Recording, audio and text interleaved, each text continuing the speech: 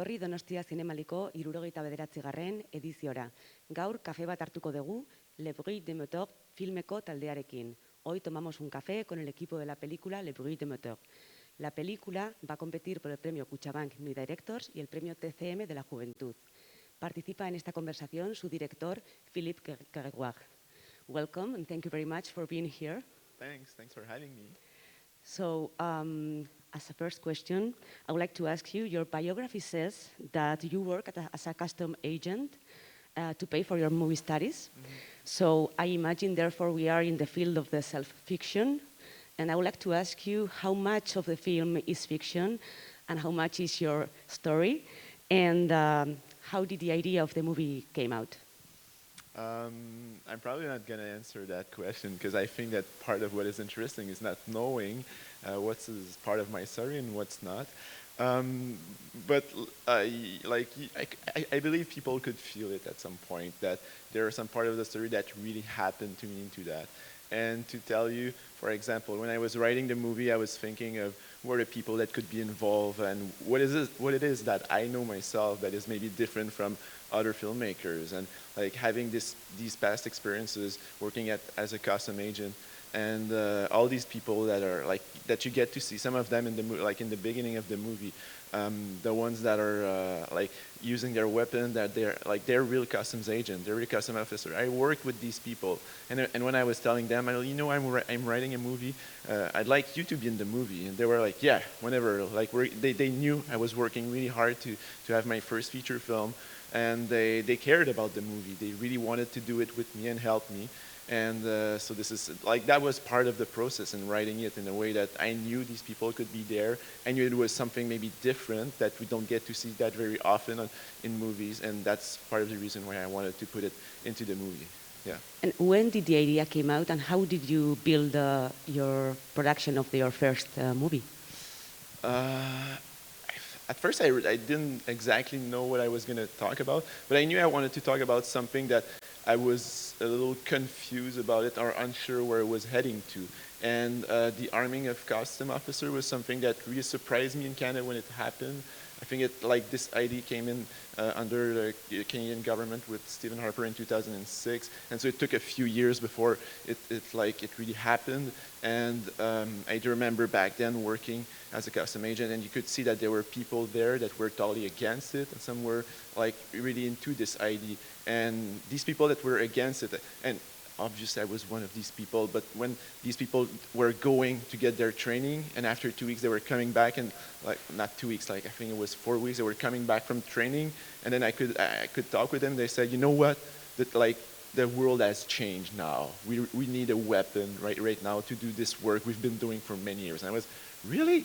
You were saying the opposite about 4 weeks ago. I was really surprised how people could change their mentality from this standpoint to the opposite in just 4 weeks. And it really surprised me, and I wanted to talk about that in the movie. The film has a very marked aesthetic proposal. You could have opted for a more conventional biopic or something like that, but you are strongly committed to the focusing on a more contemporary cinematic language. I would like to ask you about which are or who are your references, film references. The references from movies that I like or enjoy that could help me on this one. I could say this is something funny. At first, I tried to do a movie that was I was thinking about Quebec cinema. What is it that we're doing in Quebec, and what is it that we're shooting? And I started to think, I'm just gonna make it it's my first feature film. I'm gonna try to do something very honest in a way that I'm gonna do it the way I think I could do it myself, and this person that I am. Because doing short films, I was influenced by many films everywhere, and I do remember some of my friends were saying, I don't see you in this short film. I don't see who this person you are. And on this one, I tried to be really honest and being I'm going to put myself, and people are going to recognize me in a way that sometimes I'm unequal. The movies goes in many different ways, and I said I'm going to do it this way, and not thinking of what I was doing. And in the end, people came back to me and said, you know what? It really looks like a Quebecois movie. I was, really? Because I didn't try to do it. And they said, yeah, well, in the end, it looks like one. So I was like, yeah, well, where you are coming from, at some point it's going to influence you and it's going to be part of the movie. I mean, the landscapes, probably the theme in the movie, they're there. So it totally looks like one. So I could say I do relate from past like Quebec cinema, what has been happening in cinema in Quebec over the last 10, 15 years, I guess. Yeah. The title of the film makes a reference to the sound of the engineers, and I feel like the soundtrack is very important in your film. Could you explain a little bit to the viewers the importance of the sound and the music in your film? Yeah, well, one of the character in the movie says, this is part of my own experience, says, you know, when I grew up, there was this racetrack, like about a few kilometers away from my hometown, like from where I was living. And whenever I was hearing these cars, these fast cars on Sundays going, and you could hear them, and this is like the character says in the movie, when I hear these sounds, I feel home. And it's totally weird to be like, to have this link with hearing cars making noise that feels like home. And I do remember being abroad in another country and hearing these sounds of cars roaring and going very fast. And I was like, oh, I feel home suddenly. And I wanted to be like, this idea to be in the movie. And when we worked during the sound mixing, I said, you know, like it starts with a car going from like doing donuts, and I want the people that the car fans to be like, this feels like the sound of it, like we feel something, like we feel these engines, because they're very noisy. And I do remember that day of shooting, we went to the racetrack, and all the cars were there, and it was super hard on the team because they weren't used to all this noise. And yeah, I wanted this idea to be like throughout the movies, that there's car going and they're making a lot of noise at different places. Yeah, that was part of the idea. The film has also a really interesting editing work. I would like to ask you about how you work with the film editor, in this case, how much you interfere in the editing of the film. I've been working with my friend Kirill Dubé, who's the editor of the movie, and I've been working with him on my past three short films, and so we made this first feature film together. And it's like, I mean, I don't do many shots when I'm filming. I decide before we're shooting with the director of photography, Sean Pavlin. We were deciding like, let's do this, and we didn't have that much time, so we're making decisions. So when we're in editing room, the editor could be, do you have any other shots that I could change things? And then no, like choices were made before we were getting into editing, because editing could take a lot of time. So I like to have a very precise idea of what it's gonna be. But also, for me, editing is also very important about like exchanging and seeing the pace. And this is when Kirill is very important to me, because I know his work and the way he sees things, and I believe in it and in what he thinks. So whenever we're exchanging in the movie, it's very nice to have someone that I could count on him and be sure on what's going to be good for the movie. So. I would like to ask you too about the direction of the actors, because they are very special and strong characters in the film, and the way of acting is also special too. How do you work with the actors in the film? It really started with the writing of the dialogues, because I wanted the movie, because at some point I'm talking about real stuff in a way that I used to be a custom officer, and I didn't so people could look at the movie being, so this is what really happens in Canada, and I don't want people to think like that. I wanted to have like this look that this is a little of Canada, but at the same time it's not, and I wanted that that could be like very, very obvious for people that could watch the movie. And the dialogues, the way they're written, it doesn't sound exactly the way people are speaking in Québécois to me. Like it moves from really slang dialogues, and then suddenly you have this word that you would be like, people are they using it when they're talking? Not really. And I wanted, so at first for when the actors were reading it, they were a little confused, but to me it was a way of telling them, we're not into reality here. Like, just like we have to accept that these dialogues are gonna sound a little fake, and in a way they're also, you have to, I wanted the camera to be far away from the actors in a way that like we could feel like this distance that we have to take when watching the movie.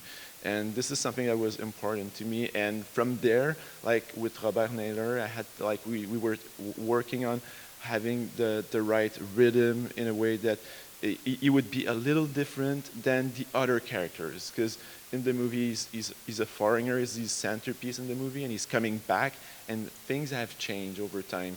And you could see that he's not in the same rhythm as the people. And when he's talking with the police officer, they're there, and it's hard for him to talk with them. They don't see things the same way, like in the same directions. And when he's talking to the character played by Tanya Björk, Adal Björk, then she like it's easier for him. Like they see things the same way. So this is like the rhythm that I wanted to have in the movie. So sometimes you could feel that it goes really like you could see like just like a game of tennis where it goes easily between Adal Björk and the character of Alexandre, and suddenly with the police officer it's not as easy. The film has also a really strong sense of humor. I would like to ask you about how was the screening yesterday and how did it work with the audience in the San Sebastian Film Festival? You want to know about, like, could you say the feeling with the audience? Because I mean, there's a lot of humor in the film. Yeah. I imagine that it was a screening that was really fun in some way. Yeah, well, I was really surprised because to me, like I wanted to talk about something that with a tongue-in-cheek kind of humor, with a lot of irony in it, but in the same way, that's not the kind of humor when your people are really laughing at it, and I was surprised that people, they got it really fast. Like in the beginning, they knew that I was not being very serious about what I was saying. And yeah, I was very surprised to have the audience like right in the beginning laughing at the movie, and I was like, yeah, so they get it. It's not like, don't take this very seriously. It's a story that I'm showing you, and take it the way you want it, but don't believe that this is the way it is in Canada. So it was really funny for me. Yeah. And are you working on a next project? Are you already preparing your next movie? Yes, I've been working lately on my next project. I've got some ideas. I've been researching a lot, and I would say that part of what's happening right now is coming from this first feature film that happened to me. Because on this one, when I was researching on what it is like for people to be going to this racetrack in my hometown where I grew up, and like right now they're facing some problems because people are moving away from big cities and are getting closer to my little hometown where it's mostly agricultural regions. And now they're building houses very close to the racetracks, and the neighborhood are like fighting a little against the racetrack. And this is happening around like in Quebec, but I know that everywhere it's happening. So I find it a little weird, and it's a discussion that people have to have to deal with it. So that's part of the idea that I want to work with.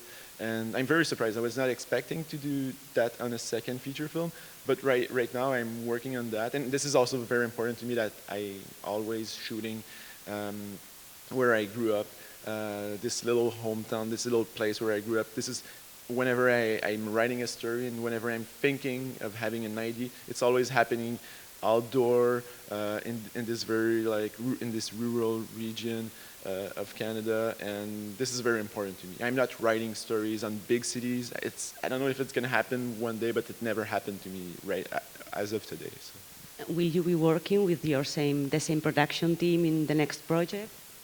Yes, I mean, like we worked and we were getting to know each other, and like I said, I'm still researching at the moment, and the day I'm starting to write is this moment where I'm really ready to make a script out of it.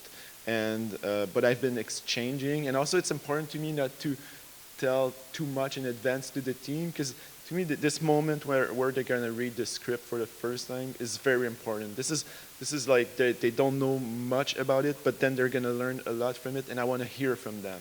So there are people that are very valuable to me, and I want to listen to what they have to say. And so yes, I definitely, a lot of the people that you got to see on the first feature film I'll be working with them on the second one. I hope, yeah. Thank you so much. We will be looking forward for your next film, and I hope to enjoy your experience in San Sebastián. Ahora os vamos a dejar con el clip de la película Le Bruit de Moteur. Excusez-moi, pourquoi personne ne fait la course? Il y a un char qui a percé sa panne à l'huile, madame. On est en train de nettoyer ça, mais il n'y aura pas de course pour au moins 45 à 60 minutes. Pardon? Je croyais qu'en français on disait madame pour une femme, vous savez, une vieille tante. Je suis surpris que vous dites madame à quelqu'un comme moi.